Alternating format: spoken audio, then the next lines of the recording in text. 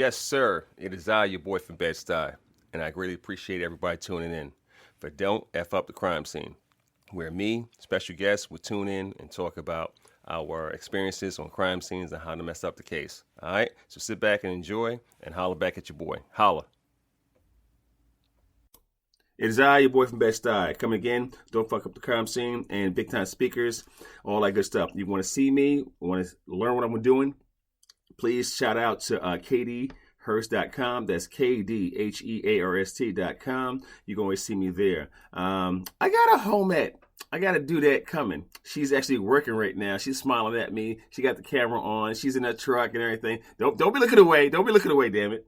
And I'm with it. Let's get a sponsor in real quick. Tomahawk Traps. Tomahawk Traps. This is my homie home, Kyle Smith, and he's one of the founding members of Tomahawk Traps. And if you need a trap, a live release trap, a live trap, stuff like that doesn't harm the animals, please call Kyle. If you use my submitter code, it's DCHEARST. DCHEARST. You get 10% off whatever it is. Okay? You get 10% off whatever it is. So again, live traps. Tomahawk, good brand, good cages, good traps, good everything, good equipment, good catch posts, everything. All right. So again, Tomahawk trap. All right. Sponsor done. I'm gonna read her in. She's a second time. She's coming on the podcast, and again, this episode 63. Don't fuck up the crime scene. So I will not be going to Easy 8. We're gonna be doing a topic. I gave her a list of topics, and she chose a fun topic. We want to talk about that. So again, this is Keri Brandon. I always call her Brandon. I don't want to call her Keri. I never call her Keri, which is crazy, all right? Same thing with me. Everybody calls me Hurst. It's like I don't have a first name. So if you ever call me Kevin, I don't answer because I never heard my name before, okay? So I say Brandon. She's been working at City of Livonia. She had me up. She's going to have me back, hopefully. September, October, this fall. She's going to have my man Dan coming up soon. She's be working there for about 11 years. I said 10. I gave you extra year. 11 years. ACO certified, NACA certified, LETI certified. I think she took a whole bunch of code 3. And again, she's like thebomb.com, all that good stuff. The topic for today, repeat offenders. Keri, welcome to the show. Thank you. How you been? Good. Staying cold today. I know. Is that snow out there, or what's going on? It's a breezy 22 today, and I think we're back to 45 tomorrow. And it was 62 on Wednesday, so you know. Oh, 62. That's balmy. It's normal for Michigan, I guess. You know, a little freezing rain, little sunshine, little freezing rain. So okay. So I'll tell you like this. I can't stand the freezing rain. I'll go here with a post office story. I used to be a mailman for about 3 years up in New York. Up in Queens, Hollis, Queens, and South Jamaica, Queens. Y'all can keep that freezy rain shit. It's bitter cold. I don't like it. It goes in and you get soaked and you're freezing. That's sick weather. That's how you get sick. You know what I'm saying? Because you're wet and you're cold and you still got to deliver the mail. And I was in Holliswood and stuff like that. That was my probation. I delivered to all types of people and everything like that. Y'all can Run DMC, the Mary Cuomo's house. It was ridiculous. Okay, I do not like freezing rain. That's my kryptonite. Brandon, I will go through hot weather. I'll go through storms. I'll go through fucking disasters. But freezing rain, y'all can keep that shit. Y'all can keep it. So today's topic will be repeat offenders. Now, I got a whole bunch of questions for you. And okay, so Brandon's been doing this job for a long time, and she's part of the Michigan trifecta. We had them on a few episodes before. And what's your daily routine? I see you in the truck right now. I see the catcher behind you. I see your equipment behind you. For all my dude and dudettes out there, she's equipped. She's G.I. Jane with the Kung Fu grip, okay? She's out here. She got a vest on. I'm looking at her. First of all, she has a radio. And we take this for granted, Brandon. We take this for granted. You have a lot of people out here who don't have radios. They might have a phone, but they don't have radios where they can call for backup. You know what I'm saying? And that's that officer safety shit. Anyway, let's get into the conversation. How do you feel about repeat offenders? Go. generally say 80 to 90% of people are repeat offenders. And then there's the one or two few that don't end up reoffending. And I would say on a running at large scale, on a breeding scale, over the limit, hoarding, cruelty, I would say the percentage of repeat offenders is high. So going into your initial response, how do you try to prevent, matter of fact, let me write that shit down. How do you prevent a repeat offender? Matter of fact, is there any type of sauce, any type of Big Mac special sauce to try to create a repeat offender? Go. I love putting people on probation.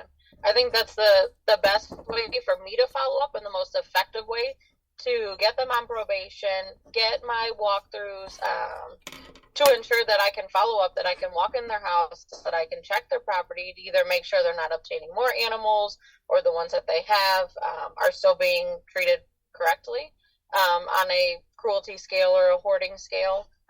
But I definitely like to get people on probation. Even if it's a running at large charge, I'll ask for maybe 6 months probation. We can do a delayed sentence. You can dismiss it at the end, but I want the conviction up front, and I ultimately leave it up to them.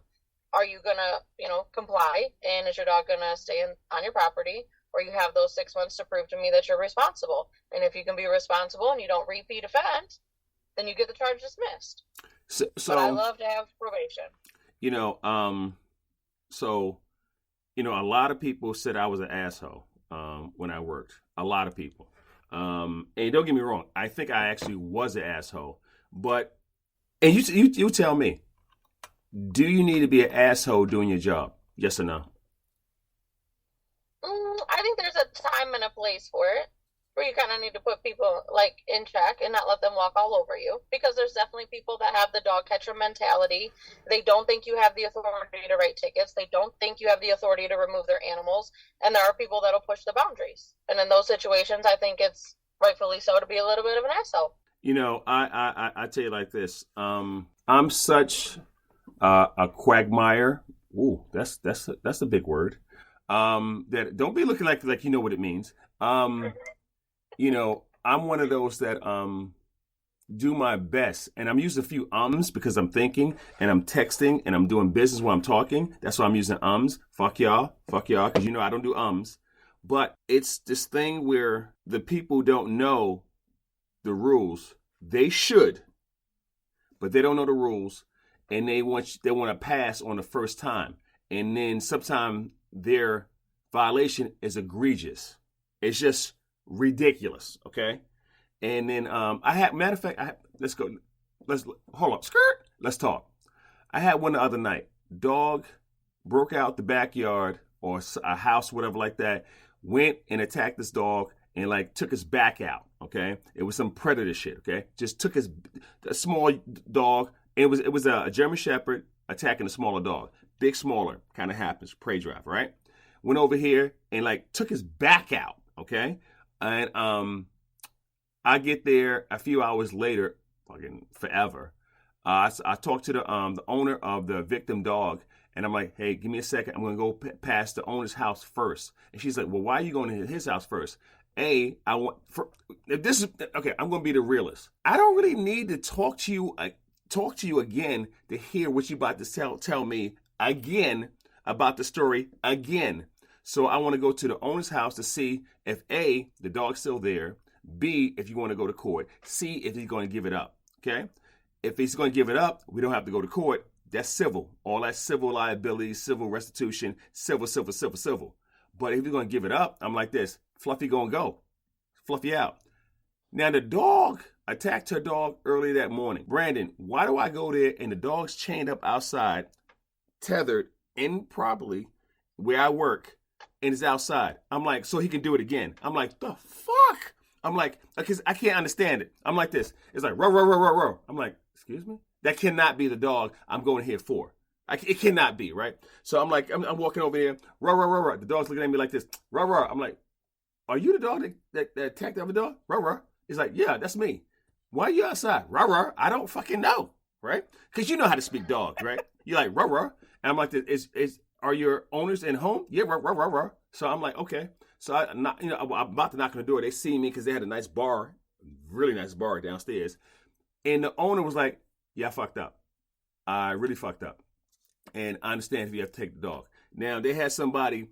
So have you ever, have you ever been to like a black funeral before? Okay. So, and black funerals, there's always one person who, and it's actually funny that like dives on the casket, rolls on the casket, and like, no, I can't believe this shit is happening. And they be fucking losing their mind, Brandon, okay? They're like, oh my God. Rolling, doing flips and shit. I'm like, okay, you a little extra. Okay, right? It was such a person on this call. She was losing her fucking mind. Come on, you want to take the dog? Well, the motherfucker just damn near killed the dog, took his back out. I ain't never seen that happen. I seen legs, I seen rectums, I seen jaws. I never seen a fucking back ripped out. Okay, it's like lobster and shit, right? And you're like, and then Brandon, you're going to chain the dog up outside. I'm like, if this is not a repeat offender, I don't know what is. Help me understand what goes through the mind of you when you have a repeat offender on your second or third or fourth time coming out. Go. I think people don't understand like the gravity of the situation. Like it's just no big deal. Like the dog incident you're referring to. I've gone out to people's properties after that or after they kill a smaller dog and they're like, well, he just thought it was a rabbit. Okay, but it wasn't a rabbit and they killed another dog. Well, he didn't know. He just thought it was like a rabbit or something. He just saw something white and fluffy and, he got loose and he killed it. Like it's nothing. No big deal. So, I mean, I don't think people truly understand what their animal is capable of. We see it to the extreme, what they're capable of. And I think they want to give the benefit of the doubt, or they're just in disbelief that, like, well, he did it, but he didn't do it to me. Well, he bit another kid, but he didn't bite my kid. And they just don't understand, or they don't want to accept that, like, their dog is capable of doing something like that. I like that. We'll approach that in a second. I got a few questions for you. So it's the disbelief or the denial that their animal can do something. Absolutely. And I'm looking like, again, I don't get it. So question, let's go through a few things and you tell me what written warnings, court citations, court orders, bans, restrictions right there. So how do you deal with these people? Do you just cite them or you warn them? How do you deal with these people? Depending on the severity or the situation on a first-time offense, sometimes a warning or sometimes an opportunity to fix the problem. If it's an at-large issue where they are going to rectify the problem, put it in a kennel or we don't have a tethering ordinance. Okay. So they can put a dog out on a tether here. Okay. Things like that. If it's something simple that they can fix, or the dog's back home by the time I get there and they're super apologetic, it's the first time that happens. Those type of situations, I don't typically issue citations. If we're talking a dog bite, even a first offense here, we issue a citation at least for a potentially dangerous dog. Any sort of mutilation or killing of another person or animal is an automatic dangerous here, and that's removal and or death of the animal. And so we definitely cite for that. I like your ordinance. There isn't any repeat offense. Well, I like your ordinance because there's a big movement. Not going here. This is not the channel of trying to restore and repair, to me, vicious, aka dangerous, or dogs that have attacked without provocation. How do you deal with that when you have agencies? I'm being very nice here. Agencies that are like, we can work with them, and then you have these. I don't want to call them advocates because I'm not trying to dog everybody out, but you have these groups. That's a good word. These groups, can stop laughing. These groups to be like this. He was misunderstood, or you need some high value treats, and we can work with them. How do you deal with some type of groups that want to save a dog that shouldn't be saved? That was a good question. Go. It is. And I think you've heard me say it before, and my personal opinion is we're never going to run out of dogs. We're never going to run out of dogs. For every dog that bites or for every dog that bites a second and a third time and we want to rehabilitate it, there's 6 more that are much nicer that we could spend our time and our resources on. We're never going to run out of dogs. My personal opinion is we don't need to give maybe a second chance, maybe, depending on circumstances. But we don't need to be giving these dogs multiple chances to prove themselves that they can be a good boy. No. Listen. And because we did the dangerous animal last year 2-day course up there with you. I ain't gonna lie to you. I had a very, very sexy, what I call sexy. Matter of fact, you've seen it. Very sexy bite. I'm not gonna go there what I saw with you. That shit was off the Richter. I was like, I thought it was a prop. Brandon, I thought that was a prop. I was like, that cannot be real. That makes my top, that one there, easy top 2 or 3. Okay. Easy top 2 or 3. The one I had, what I showed you was, it made my top 5 because that was sexy. It was, very, very sexy. And I know my dudettes, for everybody else who don't know what sexy means, yes, it turns me on because I'm warped. Okay. I'm fucking somewhere deep space 9, but I have a lot of dangerous animal cases and a lot of vicious bites and everything that people send me. And I'm like this, oh, that's sexy. Meaning that dog should be a dangerous animal, a.k.a. vicious animal, a.k.a. that's a problem, okay? And I don't believe this animal should have a second chance to maul somebody else. I'm being real, okay? So on an Ian Dunbar scale, which you had a 6, I had a 5. And if y'all don't know an Ian Dunbar scale, Google it. Okay, it's a very good chart on bites. It's really, really good. It's very, very accurate. I like it. I use it. It's a good thing. Anyway, that level 5 I showed you, very sexy, and that person would not be whole ever again. Now that's the second level 5 I've seen, the calf muscle. So let me tell you this. Let me tell you this, okay? So I had the other day, I was out on a call, right? And the guy lied about everything. Didn't catch it at first. He lied about the location. It was a bad location, address. He gave another location where he was bad. Everything was bad.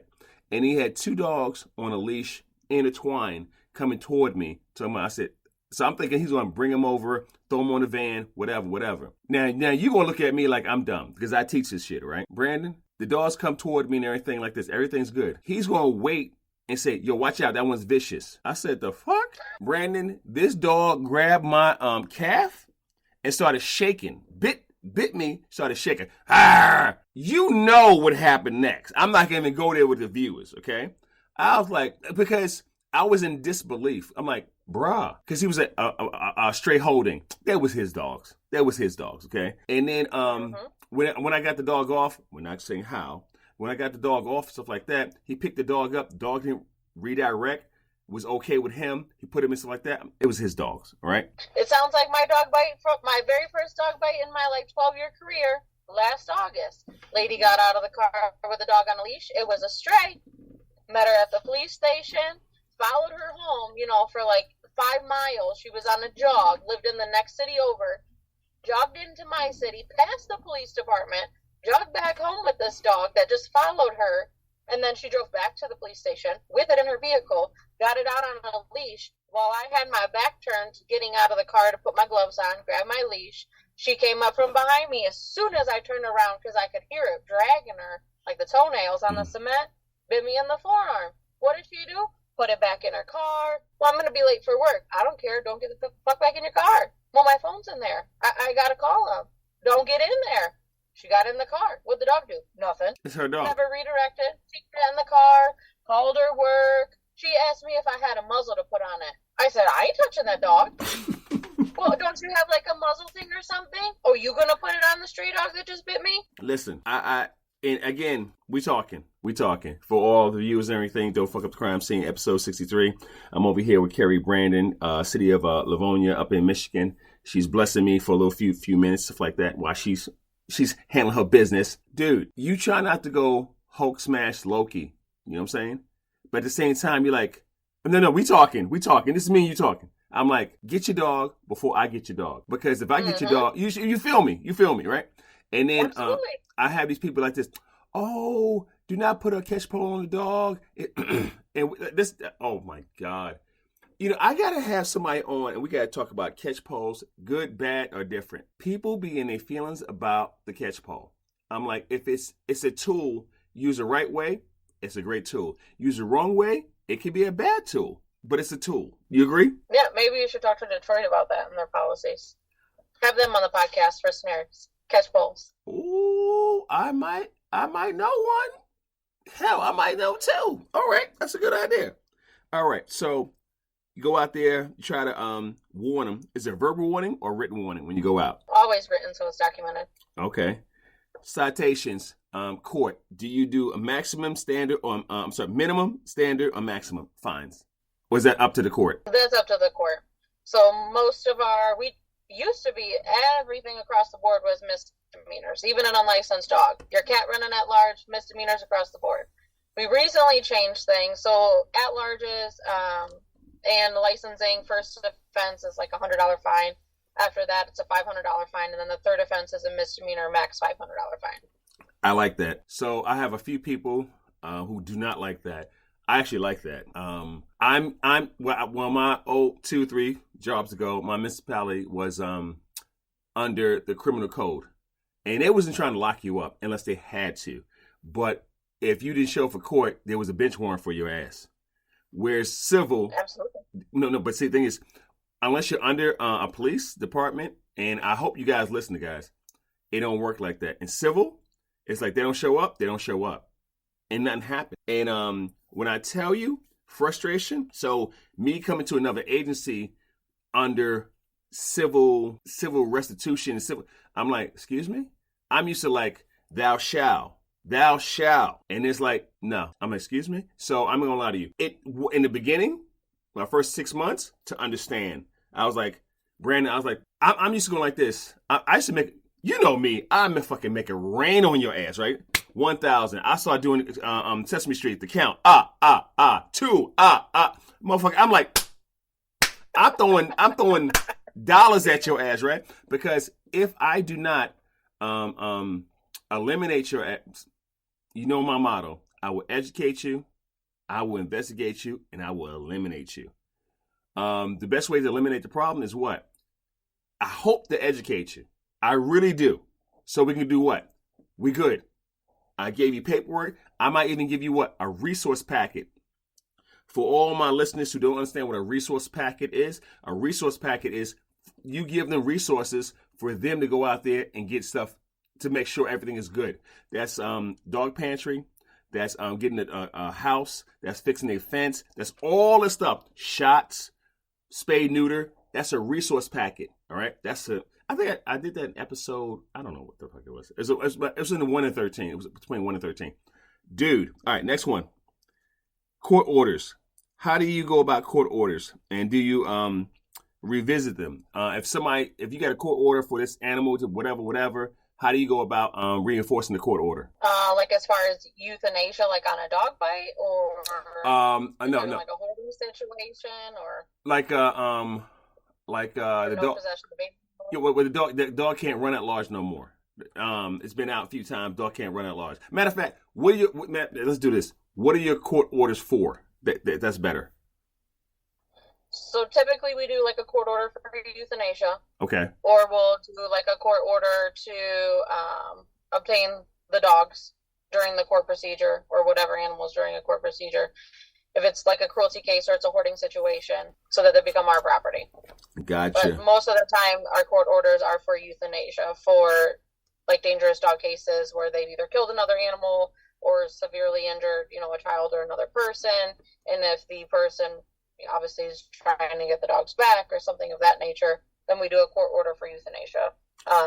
I know we had one in particular recently that was a foster dog through a rescue. And we cited both the foster person who had the dog as well as the rescue. And it was court ordered to be euthanized. Really? And then we require a picture of the animal deceased. We have the vet office send us verification, the receipt for it. So, okay, beginning to end, I got you. Question. Do you guys matter of fact, when you go to court, does the judge ask you your not so much your opinion or your recommendation? Do they ask you a recommendation for a sentencing and whatever? Does the judge ask you for recommendation? They do, and we always make sure that we, on like a cruelty or a neglect charge, our recommendation is typically probation with walkthroughs. We always want walkthroughs. Mm-hmm. If there's anything I ask for over anything, I don't care I'd rather have walkthroughs than have no possession of animals, because then I can enforce the no possession. If you don't grant me walkthroughs and you tell them that they have no possession or contact with animals, it's near impossible to enforce it, because I'm going to knock on your door and you're going to tell me to go fuck myself. But if I'm going to violate your probation, if you don't let me in, then I can enforce that. Or at least, make sure whatever's in your care is being cared for. So, did y'all hear that? Guys, did y'all hear that? That was good. That was good because, when I was down south in Georgia, I would have bans. I would do a 3 to 5 year ban. First of all, doing a lifetime ban, not good.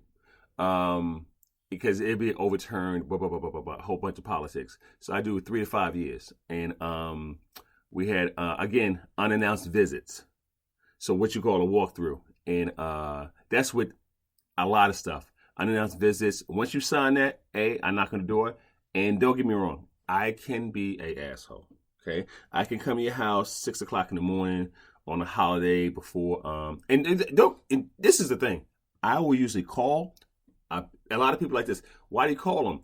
I'm actually trying to be courteous of their time, and I want to make sure they're there. And they be like this, but you letting them know. I'm like, actually, I don't mind letting them know, because when I come out there, I actually don't want them to be in violation. That might sound crazy, okay? But I'm like this. I get there, I'm like this. I'm like, and they already know I'm coming. So they're gonna clean up. They're gonna make sure everything's good. If I just pop up, and don't get it twisted, depending on what it is, I might pop up. You know what I'm saying? I might pop up, depending on who I'm dealing with. Some people you don't pop up on because you see those things. Okay, you knock on the door, 4 or 5 guns be at your head. I'm like, I'm not that guy. Okay, I'm allergic to lead. I'm not allergic to a lot of things, but lead, I am. Keri? I'm not scared of a lot of things. Okay, I'm just not. I'm from Brooklyn. I'm not scared of anything. Lead poisoning. Yeah, I'm sorry. I am.